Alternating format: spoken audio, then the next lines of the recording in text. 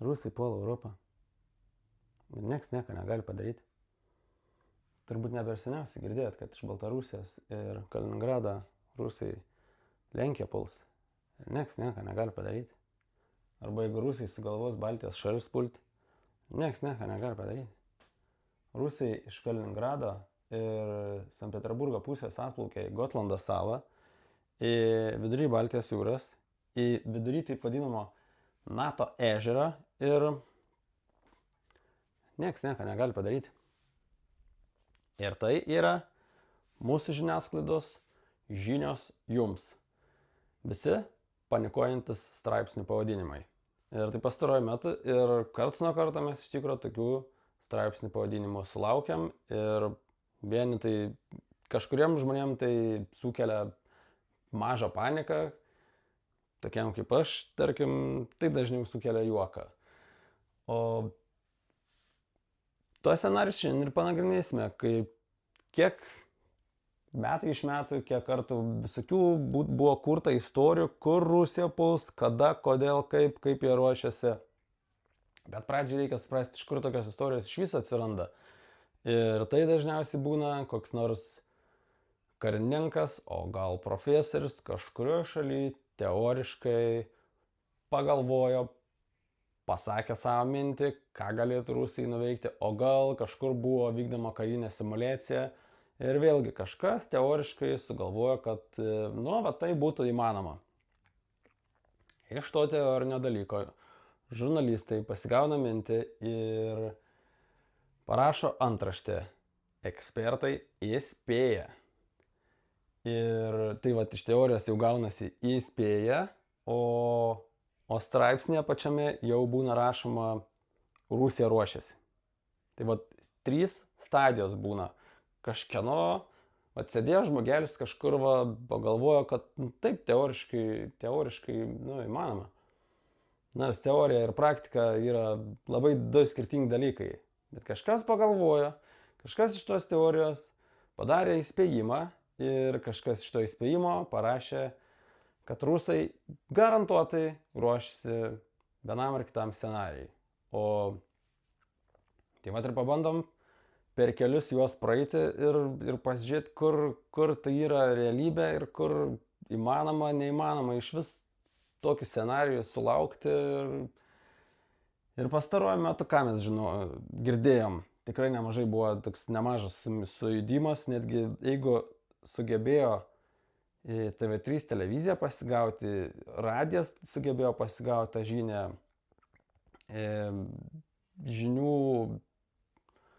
žinių portalai ir socialinių tinklų grupės ir aišku, po to jau komentarai. Scenarijus, kur iš Baltarusijos ir Kaliningrado rusai kažkodėl sumasto užpulti Lenkiją. Bet tame scenarijoje, ta prasme, jau realiai yra užpuolama. Pradžiai netgi vykdoma kažkokia netikros vėliavos malūnsparnio operacija. Ar tai rusų malūnsparnis pratybų metu sugeba kažkaip nuklysti iš Baltarusijos į Lenkiją, kas pirmiausia atrodytų kaip visiška Rusijos kariuomenės nekompetencija eilinį kartą, bet tebūnie jie kažkaip ten nuklydo. Ir tame scenarijuje kažkodėl Lenkai užpuola tą malūnsparnį, ten aišku visus sušaudo ir tada rusai turi pasiteisinimą ginti arba pulti arba, pradėti karą. Išsiaiškinam, palaukit, prieš ką jie nori pradėti karą?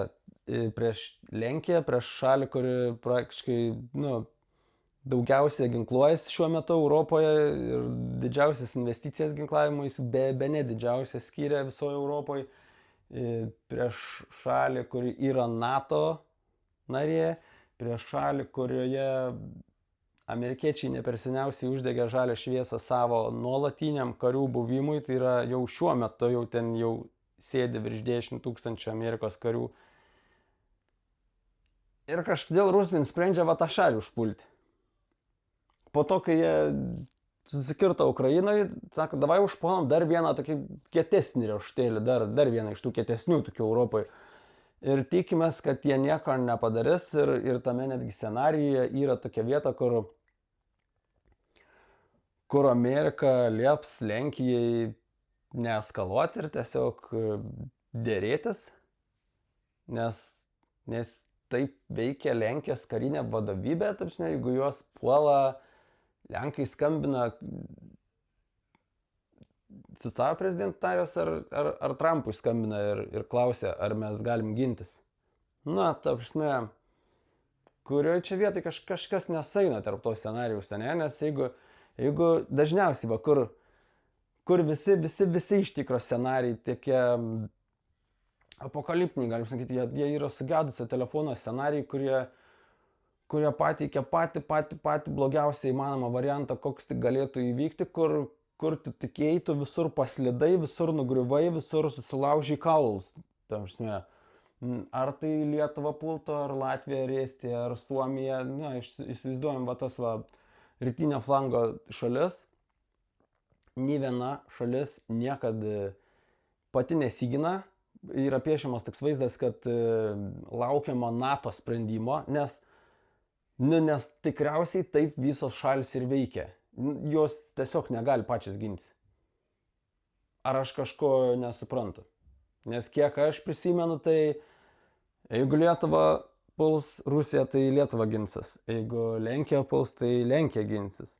Ir tik po to jau NATO spręs padėti, nepadėti, bet o tai kur iš viso dingsta ta vietinė gynyba tam scenarijui, nes kažkada buvo scenarijus, kur iš Baltarusijos rusai įsiveržė iki Marijampolės ir Vokietijos brigada Lietuvoje yra ir kažkaip nieks nesuveikė, visi sudvėjojo ir sėdi tie vokiečiai ne vokiečiai, tai yra rusai toj Marijampoliai ir nieks nieko nepadaro. Jaučiat, kur lūžta kažkokia logika, nes vietinė gynyba nė vienoje šalyje pagal tos scenarius neveikia. Bet čia ir keista. Kas keista kalbant apie Lenkiją, tai kad tame dalyvauja Baltarusija. Šalis, kuri netaip senai atsiprašinėjo Ukrainos, kad tik nepradėti karo, kad tik nesuspikstam, nuleidžiam biškį garą, nes pats net pripažino, kad bus jiems blogai, bet kažkodėl jie nuspręstų leisti Rusijai per save kariauti su Lenkija ir taip aiškiai įstraukti jie patys irgi karą su Lenkija ir su NATO po to, kai atsiprašinėjo Ukrainos, bet nuspręstų Lukašenka su Lenkija pakariauti. Nu, tokie, kur lūžta logika, tuose scenariuose man. Arba paprasčiausias scenarius, kur rusai puola Narvos miestelį Estijoje. Ir estai labai senai jau pasakė, kad jie turi tolimojo nuotolio ginklus ir jeigu tik bus tikras puolimas, tikras pavojus, jie tikrai atsakys. Ir spėjam, koksai miestas yra. Nelabai svarbus toksai mažas kaimukas, pavadinimu Sankt Peterburgas, rusiškas, stovi prie pat Estijos ir ar rusai gali leisti rizikuoti kažkokią pilną invaziją ar riboto masto invaziją, nes visada dažniau būna riboto masto. Rusai kažkodėl užpuls vieną miestą ir tai bus kaip ir nieko tokio. Patys estai tikriausiai, ką padarysim, nes mes negalim apsiginti, o NATO pabijos eskaluoti ir viskas, ir rusai turi Narvą. Bet ar estai gali atsakyti atsišaudydami į Sankt Peterburgą? Gali. Ar estai gali atsakyti atsišaudydami į visus svarbiausius Rusijos, Baltijos jūros uostus, kurie ir prie pat? Gali. Lygiai tas pats su Suomija, jeigu Suomija pultų. Ir aš manau, kad jeigu pultų Estija, tai Suomijai tai būtų toksai mini egzistencinis pavojus, kur Suomija turėtų tame dalyvauti. Tai ar Rusijai kyla pavojus, tiem jos objektam kyla ir didelis. Tai ar rusai labai nori šiuo metu ypatingai rizikuoti, kai jie dar yra pilnai užsiėmę Ukrainoje ir kažkodėl eskaluoti, nes netgi paskutinis scenarius, kurį girdėjau šiandien, yra toks, kad rusai kažkodėl užpuls Baltijos šalis ir jas, aišku, užima rusai. Visada. nes, nu, čia yra pats lengviausias jau dalykas, jau Baltijos šalis užimti, va taip atvažiavai, užėmė. Ir tada ne prašys, bet siūlys Europai išmainyti Baltijos šalių teritoriją į Ukrainos Donbaso teritoriją. Nes kažkodėl Baltijos šalis apsimoka, jau užėmus, apsimoka išmainyti į tą likutį Donbasą, kur jie negali niekaip užimti. Kuriuos aš vietas irgi čia kažkaip nesusikerta man galai, gal aš pasilikčiau Baltijos šalis, jeigu jau būčiau užėmęs. Žalieji žmogeliukai Baltijos šalyse gan dažnas scenarijus. Ir čia mėgsta tikrai mūsų žiniasklaida ir jie mėgsta pakalbinti karininkus tą temą. Ir dažniausiai, aišku, yra už klausimą, ar rusai galėtų pakartoti Krymo scenarijų Lietuvoje. Ir tada būna, o taip, gali būti. Bet kiek aš pamenu, tai 14 metais rusai Kryme, jeigu ką, gerai, ne vien tai, ką aš pamenu, bet pasakysiu, kas, jeigu nežinot, jeigu ką, 14 metais, kai Ukrainoje vyko Maidano revoliucija ir visoje šalyje buvo toksai sumišimas, rusai užėmė Krymą, ne? Ir tai buvo pavadinta, kad jie pasinaudojo žaliaisiais žmogeliukais, čia aktyvavo juos ir užėmė teritoriją didelę. Rusai Kryme turėjo pastovę karinę bazę. Jie ten turėjo leidimą būti. Ten buvo tuo metu, jeigu neklystu, iki 20 000 rusų karių. Čia yra skirtumas tarp Lietuvos ir Krymo scenarijus, ar nėra. Mes Lietuvoje turim, ar Latvijoje, ar Estijoje rusų karinių bazių. Jau čia neturim. Tai kaip tas scenarijus, čia taip pas mus, vis tiek iš kažkur jie atsiranda tie žali žmogeliukai ir kažką užima, ne? Tai reikia suprasti, kad net jei ir jie ruoštųsi iš kažkokio kampo, iš kažkokio sandėlio, kažką vykdyti tokio masto, nes jeigu tai lyginama tikrai su Krymo scenarijum, o ne tiesiog kažkokia hibridinė ataka, kur kažkokie žmogeliai nuvaris ir kažkokį sandėlį pasprogdins. Bet jeigu kalbama apie gryną kažkokį teritorijos užgrobimą ir išlaikymą, tai visų pirma yra milžiniška operacija, kuriai reikia daug žmonių, reikia daug ginkluotės, milžiniškos geros logistikos reikia iš kažkur, nes tą operaciją reikės palaikyti visų pirma. Ir tokiam pasiruošimui iš vidaus, lygt nepastebėtam, tai čia arba pas mus visiškai šaly nebėra nei policijos, nei žvalgybos, nei slaptųjų tarnybų, ta prasme, nulis. Europoje žvalgyba neveikia, kaimininių šalių žvalgyba neveikia.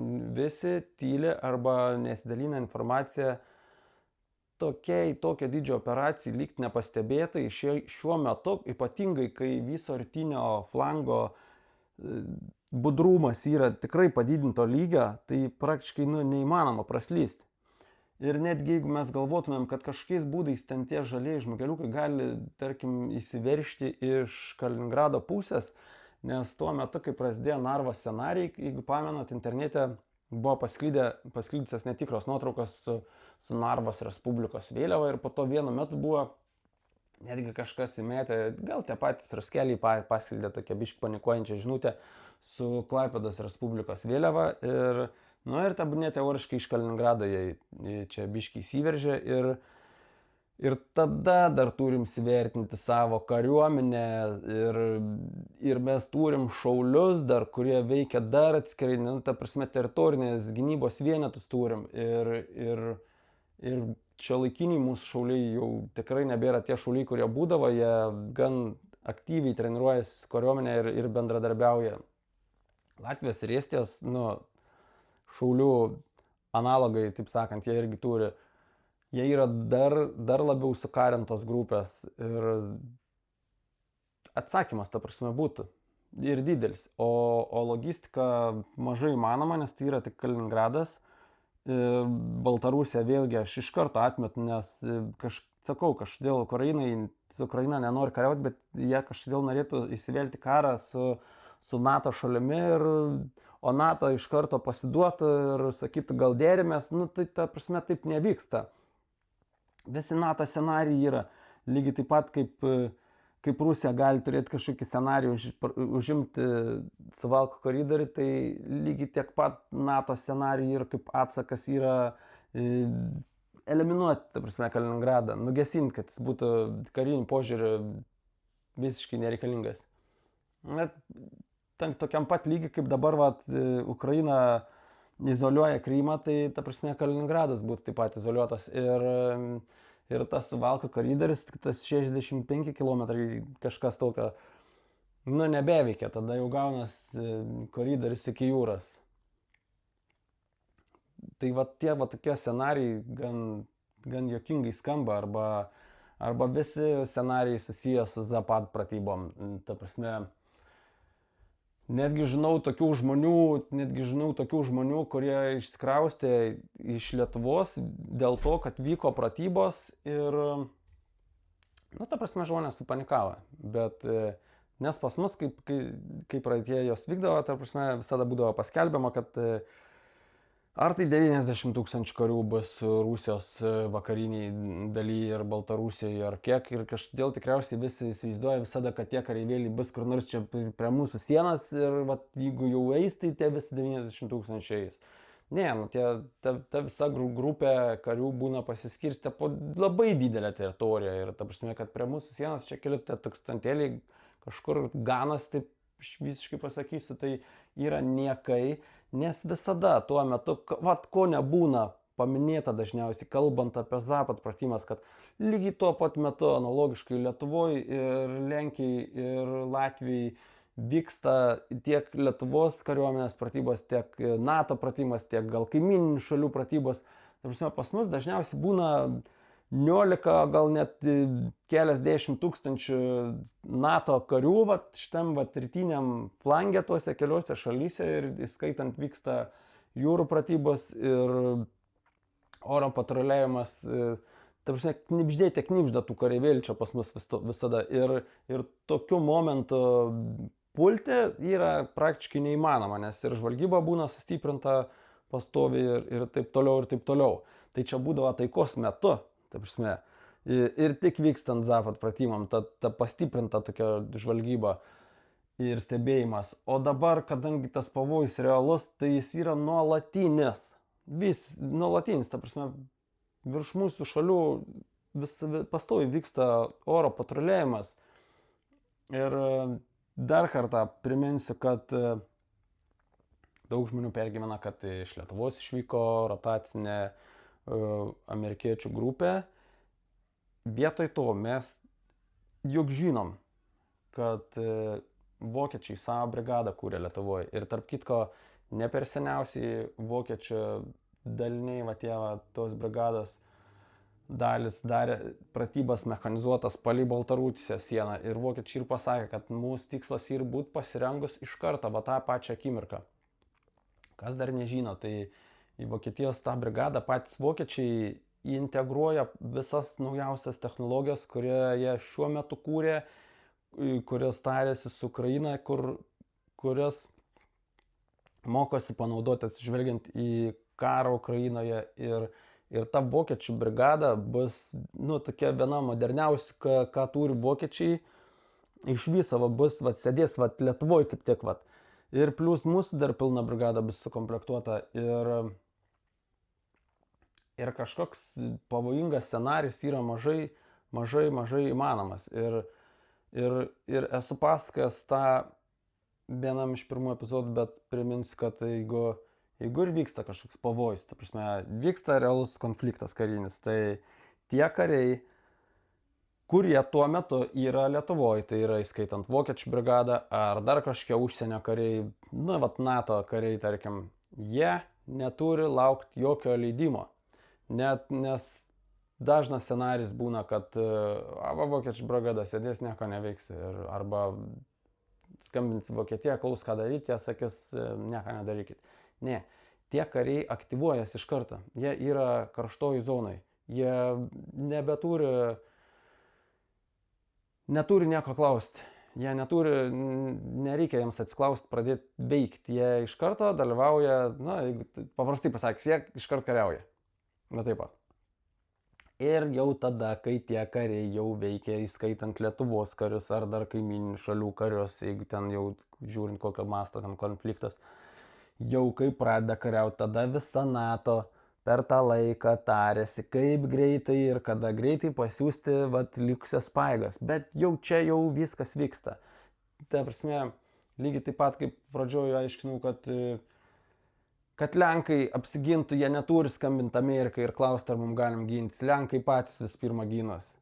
Ir lygiai taip pat Lietuva ginsis, lygiai taip pat Lietuvos šauliai ginsis, lygiai taip pat tie kariai užsienio, kurie yra dislokuoti Lietuvoje, jie iš karto aktyvuojasi. O kas apie Lenkiją svarbu sužinoti, kad kadangi iš Lietuvos yra ta rotacinė amerikiečių grupė pasitraukus, tai kadangi visas Amerikos tikslas yra dabar koncentruoti jėgas rytinėme flange smarkiau ir koncentruoti daugiau bendradarbiauti su tomis šalimis, kurios daugiau investuoja į gynybą. Tai ir labai tą terminą atitinka Lenkai ir Lietuviai.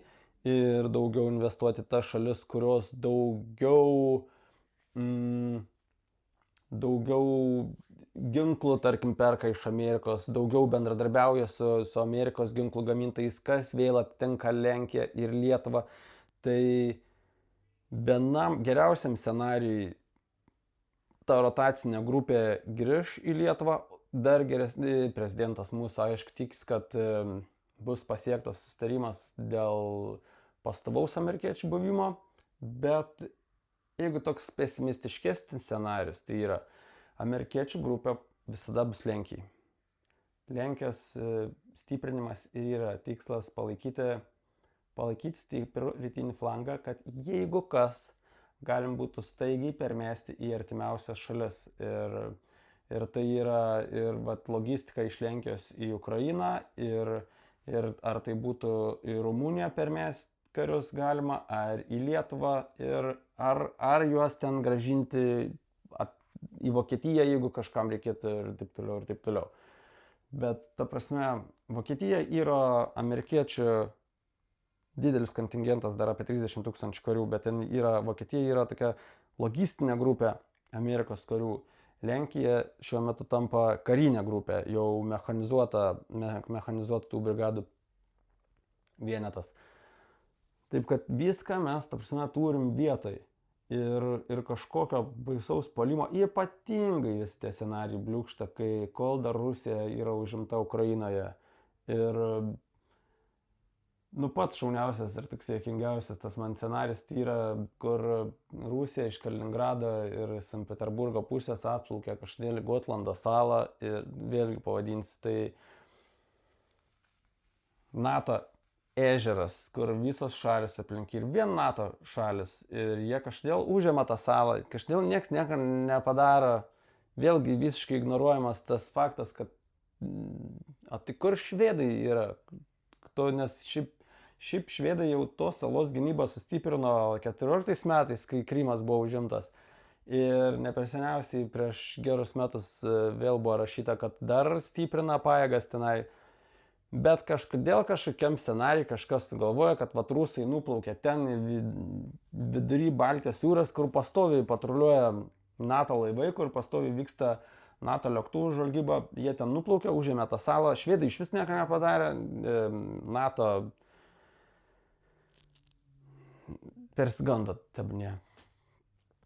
Ir visi tie scenarijai tokie, toks sugedęs telefonas, kuris visada papasakoja patį baisiausią, bet ant tiek baisiausią, kad net nerealus tas scenarius yra, net tiesiog. Tai va, o realūs dalykai, apie ką yra kalbama ir karininkai, per ką perspėja, tai aišku, yra tos hibridinės atakas. Tai ar mes jų sulauksim? Tikėtina, galim tikrai sulaukti. Ir tai yra tokie Rusijos pabaksnojimai, ar tai dronų įskridimai, ar tai aišku spėjama, kad rusai gali naudoti savo tanklaivius, plaukiot aplink Europą ir iš tų tanklaivių palydinėti ar tai žvalgybinius dronus, o po to laikui esant gal paleisti tikrus dronus. Bet tai būtų, blogiausias scenarijum, tai būtų visiškai vienetinė operacija. Tebūnie jie paleidžia kažkokius dronus iš kažkokio tanklaivio. Ir jūs kažkaip tikitės, kad tada tie tanklaiviai plaukės pastoviai aplink Europą ir pastoviai tie dronai iš visur skris ir europiečiai vėl nieko nepadaro. Ta prasme, tokie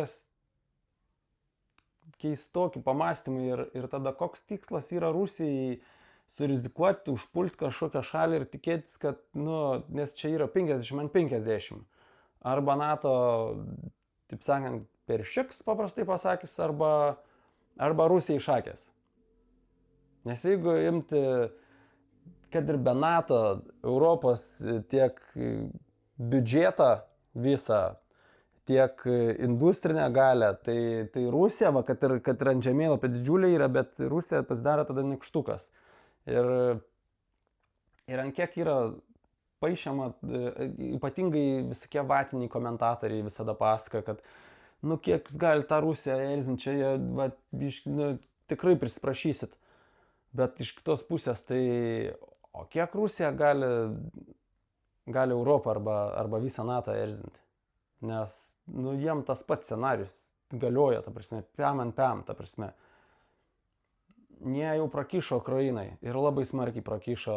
Ir jie dabar, jūs įsivaizduojate, kad jie gali drįsti sau leisti kažkokią pilną invaziją rizikuoti, ypatingai, kaip sakau, dar vieną ketą raštėlį pasimam, Lenkus kokius, nes kodėl ne? Ir tikriausiai visą NATO pasibijos. Nerealūs scenarijai. Ir ant kiek NATO yra toks pat mėgantis žvėris, kaip kas nors piešia, kad Rusija yra mėgantis žvėris. Jeigu mus užbaksnuos per daug, jie gali kažkokią hybridinę tą ataką vykti, kurios iš tikrųjų iš pradžių sunku išsiaiškinti, iš kur tas dronas skrydo, kas jį paleido, ar čia tikrai rusai, tam reikia tyrimo. Dėl tokio dalyko visi dažniausiai puola komentuoti, kad čia peršyko, čia visi nieko nepadarė. Bet čia kaip policijos tyrimas, ta prasme, įvyko nusikaltimas, tu vykdai tyrimą, tu negali imti ir kažko iškart nušauti dėl to. O ypatingai negali kažko nušauti, kai tai kalbama apie pilną karą su Rusija. Nesvarbu, kad bet kuriam scenarijui praktiškai NATO juos sudaužys ir, taip sakant, sules kaip mažą vaiką. Bet palaukit, iki to laiko tai rusai kažkiek atsakys. Ir dėl to vieno praskridusio droniuko ar vienos susprogdintos kažkokios padegtos gamyklos, kol dar vyksta tyrimas ir neišsiaiškinta, rizikuot ant tiek, tai yra, ne taip darosi dalykai. Lygiai taip pat kaip Baltijos šalių nieks neišmainytų į Ukrainą, nes paprasčiausiai Ukraina sakyt, gal jūs juokaujat, ta prasme, susitvarkykit, mes susitvarkėm, jūs susitvarkykit, atsikirskit. Ir tie scenarijai visur taip šiaip bliūkšta toj vietoj, kur nieks nieko neatsako Rusijai. Tebūnie NATO neatsako, bet individualios šalis yra, jeigu ne individualios, jeigu ne šalių kariuomenės, tada yra šauliai, dar kažkas. Konfliktas garantuotas, jeigu tik Rusija galvotų apie kažkokį didesnį įsiveržimą. Rusija to negali sau leisti. Niekaip šiuo momentu. Niekaip. O hybridinės atakos įmanomas, bet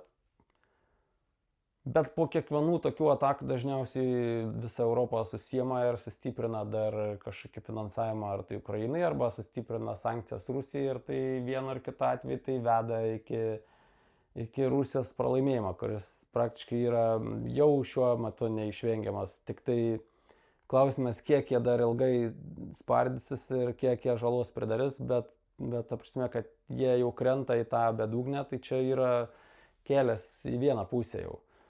Tai tiek apie tuos scenarijus šiandien ir didžioji dalis yra jų visiškai apie nieką ir yra tiesiog išpūsti burbulai iš kažkieno sužaista teorinio žaidimo ir žiniasklaida dažniausiai piešia, nu, praktiškai savaitę kartą pamatome kažkokį pavojingą scenarijų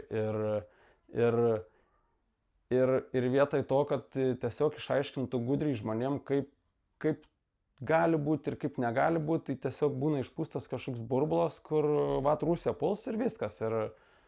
Ir vieną dieną, jeigu taip iš tikro būtų, žmonės tiesiog gali nebespręsti, ar čia tikėti ar netikėti.